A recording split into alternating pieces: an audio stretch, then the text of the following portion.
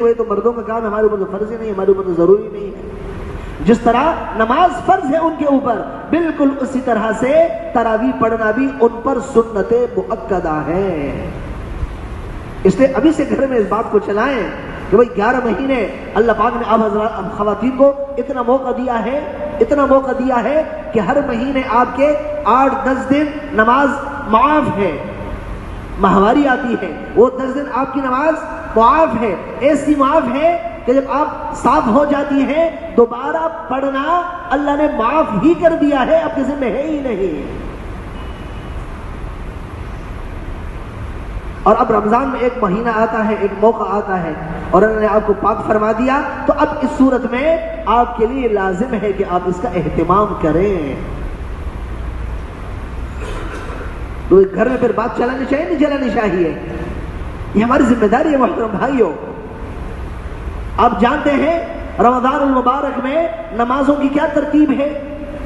رمضان المبارک میں ایک فرض 70 گنا آگے بڑھ جاتی ہے، یعنی رمضان کے علاوہ آپ ایک فرض پڑھیں اس کا ایک اجر ہے، آپ 70 مرتبہ رمضان کے علاوہ پڑھیں اور وہی فرض آپ رمضان میں پڑھیں ایک مرتبہ، تو رمضان کا ایک ظہر کی 4 رکعات آپ نے ایسا کر لیا جیسے کہ 70 مرتبہ آپ نے 4 رکعتیں پڑھ لی۔ تو غیر رمضان میں ایک فرض، وہی فرض رمضان میں وہ 70 گنا آگے بڑھ جاتی ہے۔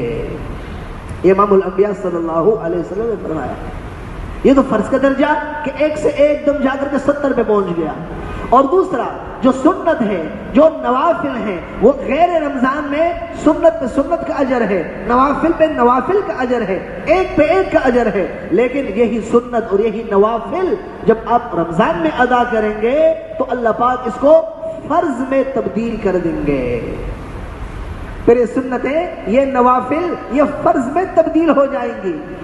آپ سنتیں پڑھ رہے ہوں گے اور اللہ کے ہاں وہ فرضوں میں لکھا جا رہا ہوگا، آپ نوافل ادا کر رہے ہوں گے اور وہ فرضوں میں تبدیل کیا جا رہا ہوگا۔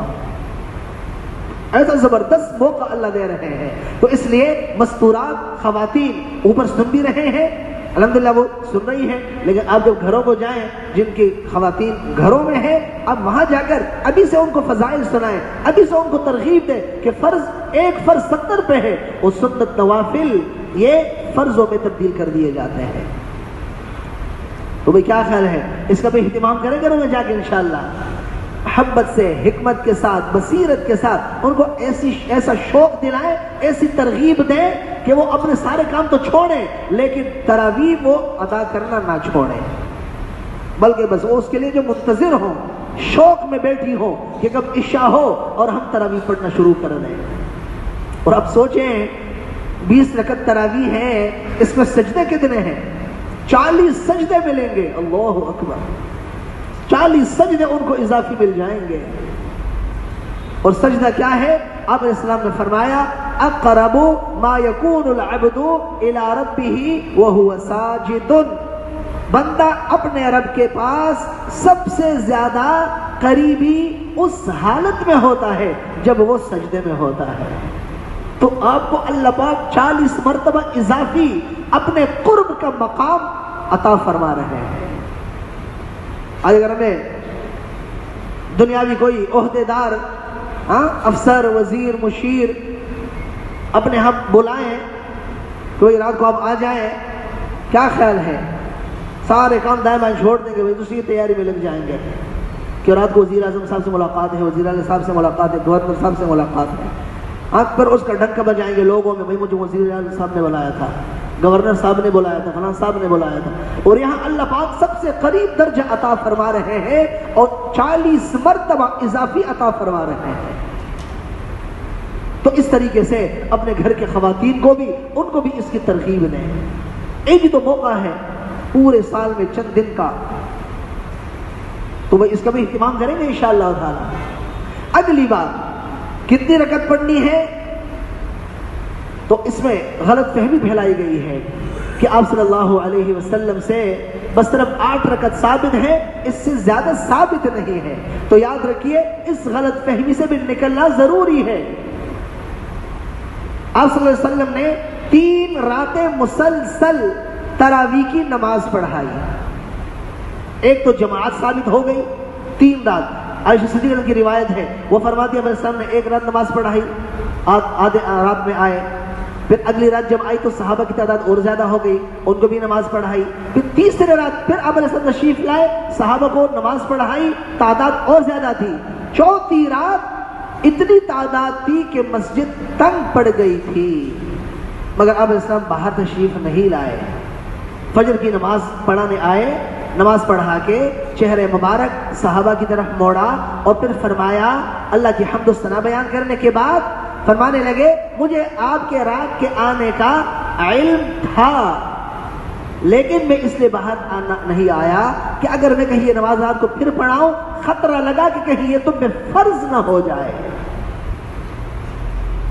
چنانچہ آپ علیہ السلام سے 3 رات مسلسل ثابت. پھر آپ علیہ السلام کے بعد صحابہ انفرادی طور پر نماز تراویح 20 رکعت ادا کرتے رہے. وہ جو 8 رکعت والی روایت ہے وہ صلاۃ اللیل کا لفظ آتا ہے، اور صلاۃ اللیل یہ تہجد کے لیے استعمال ہوتا ہے. اور صلاۃ اللیل آپ علیہ السلام کا رمضان اور غیر رمضان دونوں میں 8 رکعت کی ترتیب چلی آتی تھی. وہ تو رمضان کے بغیر بھی 8 رکعت صلاۃ اللیل، اور رمضان المبارک میں بھی صلاۃ اللیل 8 رکعت مستقل. اور مصنف ابن ابی شیبہ میں روایت ہے حضرت ابن عباس رضی اللہ عنہ کی، وہ فرماتے ہیں کہ آپ صلی اللہ علیہ وسلم نے 20 رکعت تراویح پڑھی، پھر اس کے بعد رات کو تہجد کے 8 رکعت الگ طور پر پھر سے ادا کیے. تو پتہ چلا کہ وہ جو صلاۃ اللیل ہے وہ الگ ہے، اور یہ جو تراویح کی جماعت ہے وہ 20 رکعتیں ہیں یہ الگ ہے. پھر صحابہ انفرادی طور پر پڑھتے رہے. آپ علیہ السلام دنیا سے پردہ فرما گئے. ابو بکر صدیق رضی اللہ عنہ کا دور خلافت آیا، شورشوں کا زمانہ تھا، جنگیں ہو رہی تھی. ابو صدیق کو اس طرف توجہ نہیں ہوئی اور انفرادی طور پر سلسلہ چلتا رہا. حضرت عمر فاروق رضی اللہ عنہ کا دور خلافت آیا، استحکام پیدا ہوا، تو حضرت عمر رضی اللہ عنہ نے صحابہ کو جمع فرمایا، اور جمع فرما کر کے حضرت ابی بن کعب رضی اللہ تعالی عنہ سے فرمایا کہ آپ آج رات سے صحابہ کو 20 رکعت تراویح میں قرآن سنائیں گے. اور پھر وہ سلسلہ شروع ہوا، 20 رکعت تراویح پڑھی گئی، اور پھر اس کے بعد اس میں قرآن پڑھا گیا. اور اس کے بعد صحابہ کرام نے جماعت کا اہتمام فرمایا، اور سارے صحابہ موجود، سب نے 20 رکعت تراویح کا اہتمام کیا.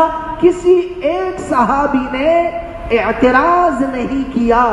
تو صحابہ کا اعتراض نہ کرنا یہ اجماع ہے، یہ مستقل صحابہ کی ایک مستقل دلیل ہے کہ 20 رکعت تراویح ہوا کرتی ہے. نمبر 1. نمبر 2، حضرت عمر نے فرمایا ابی بن کعب سے کہ ان کو 20 رکعت تراویح پڑھائیں، اور انہوں نے پڑھانا شروع کر دیا. اب حدیث میں ہے آپ علیہ السلام نے فرمایا، علیکم بسنتی وسنت الخلفاء الراشدین المہدیین، تم لوگوں پر میری سنت بھی لازم ہے اور میرے جو خلفاء ہیں ان کی سنت بھی تم پر لازم ہے. تو حضرت عمر رضی اللہ عنہ آپ علیہ السلام کے دوسرے خلیفہ ہیں. تو آپ حضرت عمر نے اس سنت کو پھر استحکام بخشا اور اسی کو آگے جاری کر دیا. تو یہ ایک اور دلیل بھی سامنے آ گئی کہ آپ علیہ السلام کا طریقہ بھی تھا، پھر صحابی نے بھی اس کو عمل نافذ کروایا. اور ابی بن کعب آپ علیہ السلام نے ان کے بارے میں فرمایا، اقرأہم ابی بن کعب، کہ میرے صحابہ میں سب سے بہترین قاری وہ حضرت ابی بن کعب ہیں رضی اللہ تعالی عنہ. تو ان کی امامت میں 20 رکعت اہتمام سے تراویح پڑھائی گئی. تو پتہ چلا کہ 20 رکعت تراویح یہ مستقل ایک عمل ہے. اس سے کم یہ محترم بھائیوں یہ غلط فہمی ہے. کہیں ایسا نہ ہو یہ رمضان آئے اور ہم 8 پر اکتفا کر لیں.